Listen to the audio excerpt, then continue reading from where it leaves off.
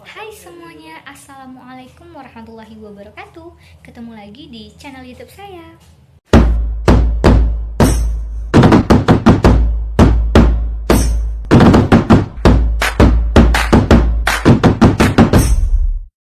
Hai semuanya, Assalamualaikum warahmatullahi wabarakatuh.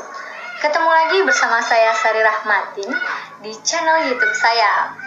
Kali ini saya tidak akan membahas tentang seputar perkenalan diri lagi, karena saya sudah upload videonya dan videonya ada di bawah video ini, teman-teman. Jadi kalau teman-teman masih kepo atau lupa saya siapa, dari kelas mana, dari universitas mana, teman-teman bisa scroll videonya ya, teman-teman. Nah, jadi kali ini saya akan membahas tentang seputar teori sastra. Sebelum kita masuk kepada inti pembahasan teori sastra ini, kita harus tahu dulu nih, apa itu teori dan apa itu sastra. Oke, jadi teori merupakan cara, langkah, atau suatu sistem yang harus kita pahami. Oke, teman-teman. Yang kedua ada sastra. Sastra berasal dari bahasa Sanskerta yang terdiri dari dua kata. Yang pertama ada su dan yang kedua ada sastra. Jadi su dan sastra. Nah, kedua kata ini memiliki arti tulisan yang baik. Nah, teman-teman, sastra merupakan pemagar budaya, pelestarian budaya, dan pendokumentasian budaya. Ketiga hal ini saling berhubungan. Yang pertama ada pemagar budaya. Pemagar budaya dalam konteks ini artinya sastra itu merekam budaya. Yang kedua ada pelestarian budaya. Lestari yaitu menjaga agar budaya itu tetap ada. Yang ketiga ada pendokumentasian budaya. Setelah merekam, setelah menjaga agar tetap ada atau melestarikan, maka sastra mendokumentasikan. Dalam bentuk apa? Dalam bentuk tulisan. Gunanya apa? Gunanya agar manusia zaman sekarang dapat memahami perilaku dan karakteristik kehidupan di masa lampau. Nah, teman-teman, teori sastra ini merupakan bagian dari ilmu sastra. Ilmu sastra itu sendiri terdiri dari 3 cabang ilmu. Yang pertama ada sejarah sastra, yang kedua ada teori sastra yang akan kita bahas, dan yang ketiga ada kritik sastra. Nah, kita bahas dulu ya teman-teman seputar sedikit-sedikit tentang sejarah sastra. Sejarah sastra merupakan bagian dari ilmu sastra yang mempelajari tentang perkembangan sastra itu sendiri dari masa lalu hingga masa kini. Nah, sejarah sastra memiliki ruang cakupan yang cukup luas. Ada sejarah sastra suatu bangsa, sejarah sastra suatu daerah, ada juga sejarah sastra suatu kebudayaan. Nah, contoh sejarah sastra suatu bangsa itu ada sejarah sastra Indonesia, sejarah sastra Inggris, sejarah sastra Jepang, dan bangsa-bangsa lainnya. Nah, yang kedua, sejarah sastra suatu daerah. Sejarah sastra suatu daerah itu contohnya sastra Bugis, sejarah sastra Riau, dan daerah-daerah lainnya. Lalu bagaimana dengan sejarah sastra kebudayaan? Ya, contohnya sejarah sastra klasik. Nah, jadi sejarah sastra juga memiliki konteks sejarah sastra komparatif. Nah, apa itu sejarah sastra komparatif? Sejarah sastra komparatif yaitu sejarah sastra yang mengkaji perbandingan antara sastra pada zaman dahulu dengan sastra masa kini, teman-teman. Nah, selanjutnya saya akan membahas tentang hubungan ilmu kesastraan. Nah, seperti yang kita ketahui tadi bahwa ilmu sastra itu ada 3 ya teman-teman. Ada sejarah, ada teori sastra, ada kritik sastra. Nah, ketiga ilmu ini, ilmu kesastraan ini saling berhubungan nih teman-teman. Apa sih hubungannya? Nah, yang pertama ada sejarah sastra. sejarah sastra berhubungan atau berkaitan dengan teori sastra dan kritik sastra. Mengapa demikian? Karena sejarah sastra tidak dapat dipaparkan apabila teori dan kritiknya tidak jelas. Oke, teman-teman. Yang kedua adalah teori sastra. Teori sastra ini berhubungan langsung dengan kritik sastra dan sejarah sastra. Karena teori sastra tidak akan sempurna tanpa bantuan kritik dan pemaparan sejarah yang jelas. Lalu yang ketiga ada kritik sastra. Apa hubungannya dengan ilmu yang lain? Nah, kritik sastra ini berhubungan langsung atau berkaitan langsung dengan sejarah sastra dan teori sastra. Kenapa? Karena kritik sastra tidak akan mencapai sasaran tanpa sejarah dan teori sebagai landasannya. Oke, baik teman-teman. Selanjutnya kita akan membahas tentang perkembangan sastra di Indonesia. Yang pertama ada Pujangga Lama. Pujangga Lama ini dari tahun 1900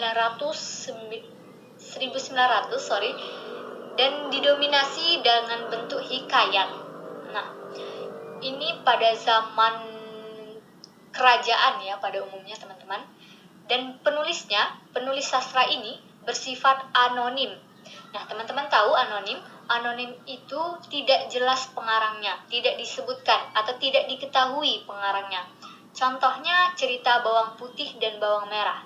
Teman-teman pernah dengar ceritanya? Teman-teman tahu penulisnya? Tidak tahu? Ya, wajar karena penulisnya bersifat anonim. Itu pada tahun 1900-an ya, teman-teman. Lalu yang kedua, perkembangan sastra di Indonesia adalah karya sastra Melayu lama. Ini pada tahun 1870 hingga 1942. Nah, lihat tahunnya nih teman-teman. Ini pada masa penjajahan ya teman-teman. Jadi di sini rakyat Indonesia yang kekurangan pendidikan dibebaskan untuk menulis karya. Untuk apa? Untuk jadi bahan bacaan oleh kaum elit atau kaum kolonial. Biasanya sastra yang diciptakan adalah syair, hikayat, pantun, dan sebagainya. Yang ketiga, perkembangannya mulailah ada balai pustaka, teman-teman. Itu pada tahun 1920 hingga 1950. Nah, pada perkembangan yang ketiga ini, mulailah prosa dan puisi masuk. Mulailah prosa dan puisi itu ada, ditulis oleh sastrawan. Prosa dan puisi ini mulai menggantikan kedudukan syair, hikayat, dan pantun yang pada masa-masa sebelumnya ya teman-teman. Oke, lanjut. Yang keempat ada Pujangga Baru. Pujangga Baru ini ada pada 1933 hingga 1944. Karya sastranya menyangkut rasa nasionalisme, rasa kesadaran bangsa, dan karya sastra yang bersifat intelektual. Nah, selanjutnya ada Angkatan 45. Sudah jelas ya teman-teman, Angkatan 45. Maka perkembangan ini pada tahun 1945 hingga 1949. Karya sastra ini bersifat politik, sosial, dan budaya. Kenapa? Lihat saja teman-teman, ini pada masa kemerdekaan, awal-awal merdeka. Jadi sastrawan yang terkenal Chairil Anwar banyak menulis karya sastranya yang bersifat politik, sosial, maupun budaya. Terbawa suasana ya teman-teman. Yang selanjutnya nomor 6 perkembangan sastra itu ada Angkatan 50. Angkatan 50, 1950 tentu saja. Didominasi dengan antologi, kemudian muncul gerakan komunis.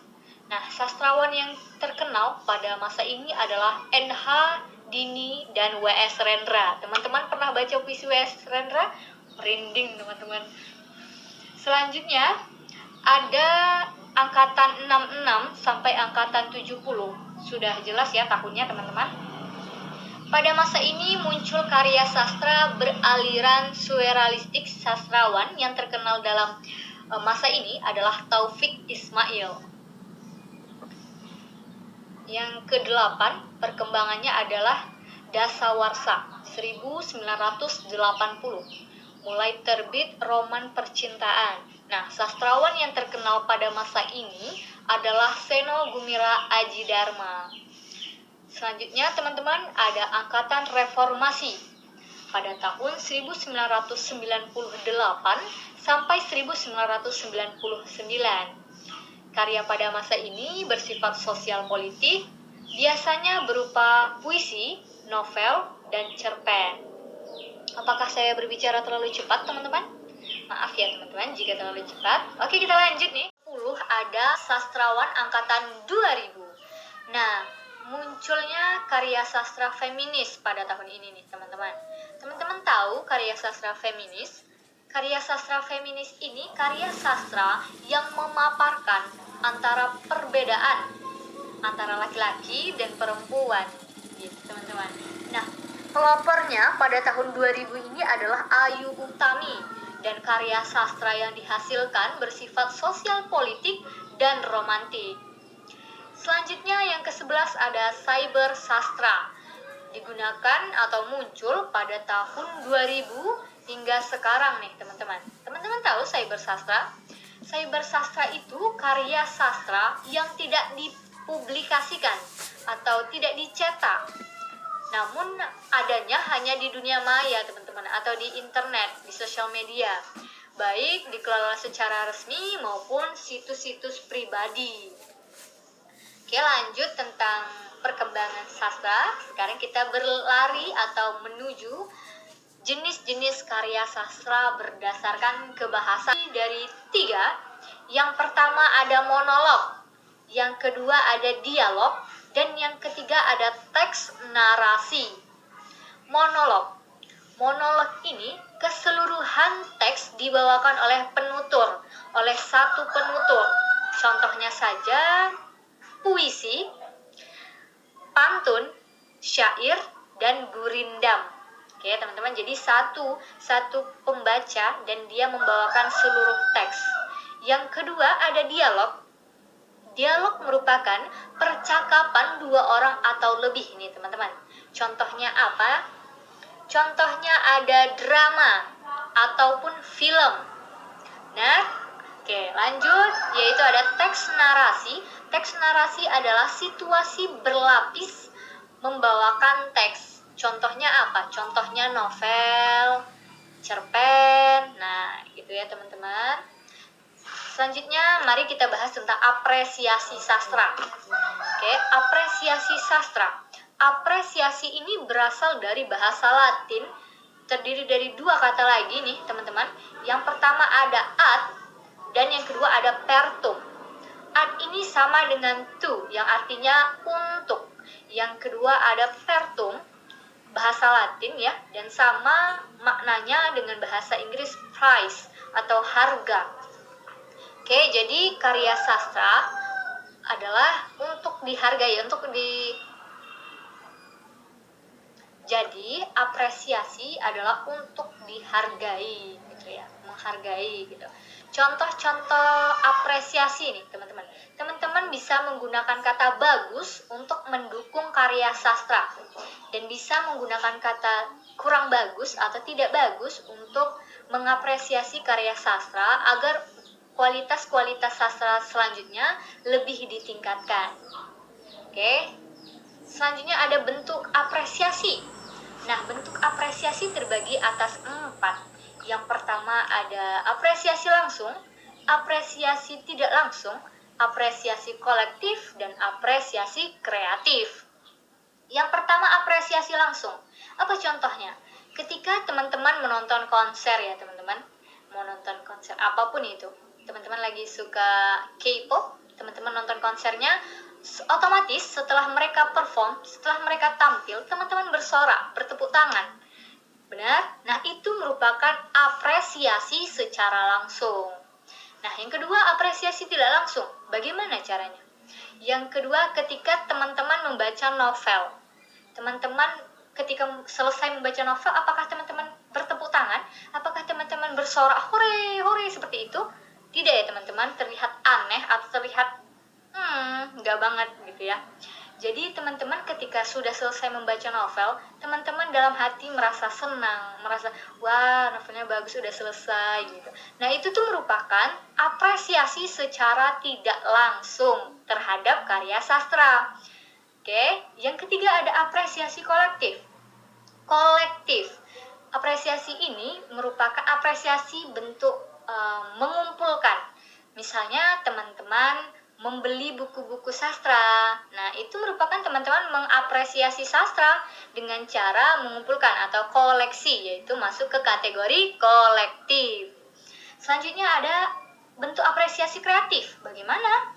Bentuk apresiasi kreatif ini, teman-teman mempunyai satu karya sastra, lalu teman-teman menjadikan itu sebagai referensi, dan teman-teman membuat karya sastra seperti referensi tersebut. Ingat ya, bukan menyalin tapi mereferensi. Nah, itu juga termasuk apresiasi teman-teman terhadap karya sastra, namun tergolong pada apresiasi kreatif.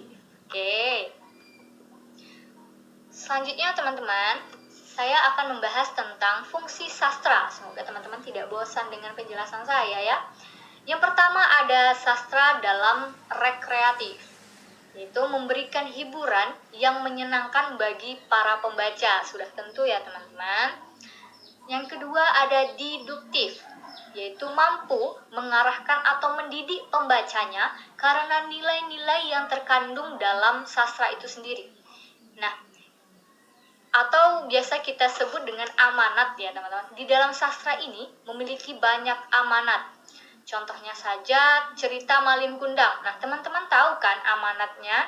Apa pesan apa, nilai-nilai apa yang terdapat dalam cerita itu, dalam karya sastra hikayat itu?